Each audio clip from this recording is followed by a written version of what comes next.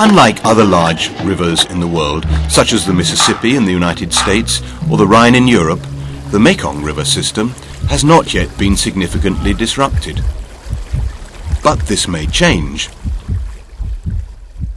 Around the Tonle Sap Lake, the sheer increase in human population threatens the natural habitat of the floodplains, which is essential for creating the wealth of fish.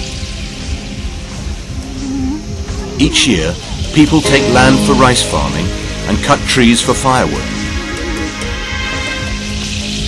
Being among the poorest in the country, they do whatever they can find to survive.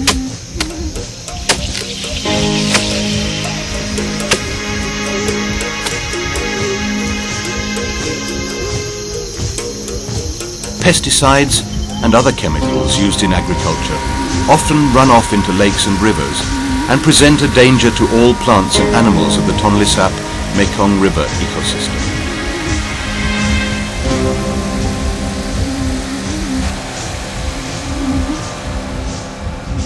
Population growth has meant that there are more and more people involved in fishing. In the Tonle Sap Lake area, the result of this is that each person is catching fewer and fewer fish. Studies show that between 1940 and 1996, the country's population had grown more than 3 times, but the catch hardly doubled. Each fisherman, therefore, ended up with only half of what was caught before.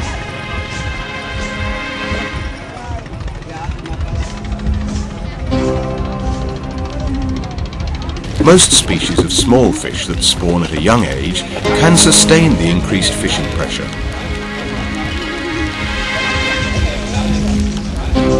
However, larger species that tend to spawn later in life get caught before they reach spawning age.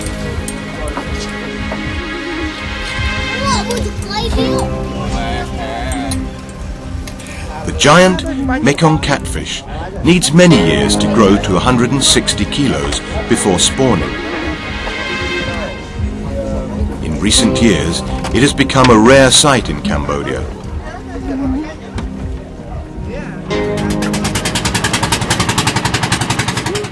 Illegal fishing methods, electrocution, explosives, poison, water pumping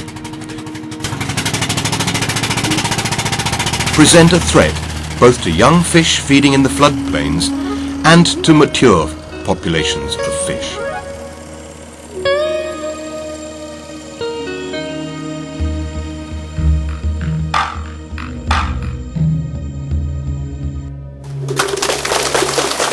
Looking for a way to remedy the situation, the Cambodian government has launched a community fisheries program to involve fishing communities in the management of their resources. Because of the many conflicts around the private fishing lots, the government has also reduced their size by more than half to give small fishing communities access to good fishing grounds.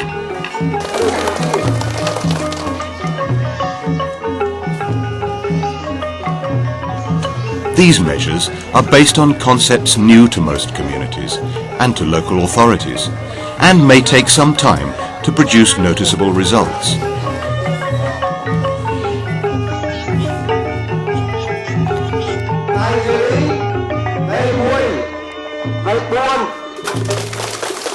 But the biggest threat to the country's fisheries resides outside its borders and beyond its control.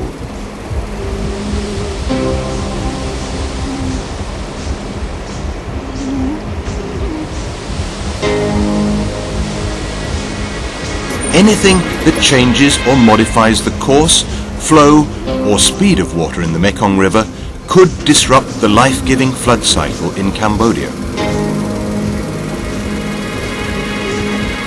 To have fish species reproduce in today's numbers, 3 conditions must be maintained in the Mekong River system. Water must continue to flow at current levels to maintain flood patterns.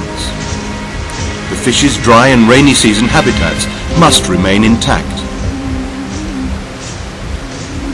And their migration routes have to be free from obstruction.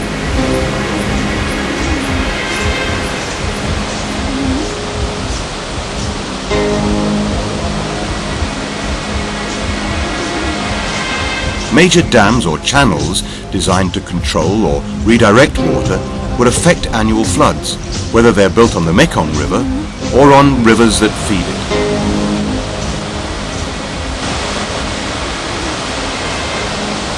Changes in flood patterns would threaten the floodplains ecosystem around the lake.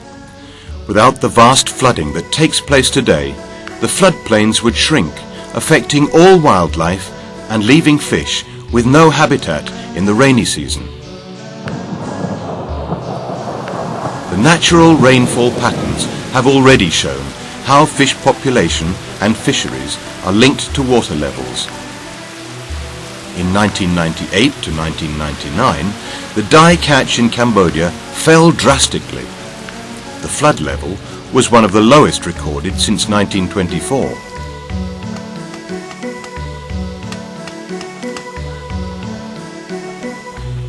On the other hand, during the peak floods of 2000 to 2001, fishermen managed a record crop.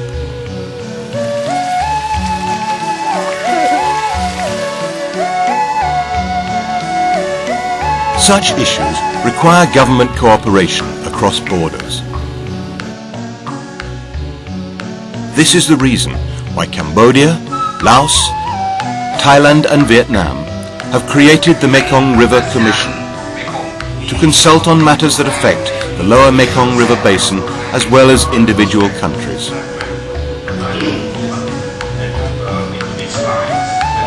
Among other projects, the four countries are developing water utilization and fisheries management programs and looking at the effects that major works upriver or downstream may have on their natural resources. Cambodia, having such great fishery resources, stands to lose more from such changes than the other countries.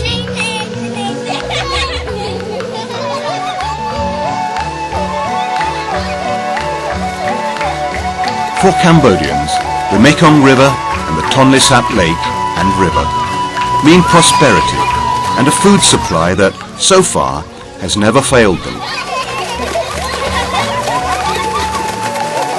To make sure that this remains the case, the Cambodian government continues to work on two fronts: with fishermen to manage local resources, and with foreign governments to minimize the effects of major projects on the Mekong's flood cycle.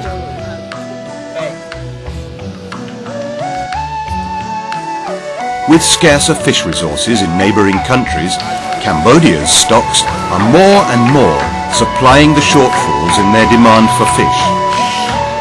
There's a great future here.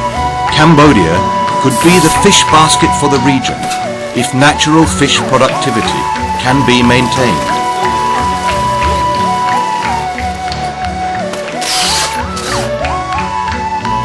And at the annual water festival, Cambodians will keep on celebrating and hope that the river will continue to feed the country as it has done for centuries.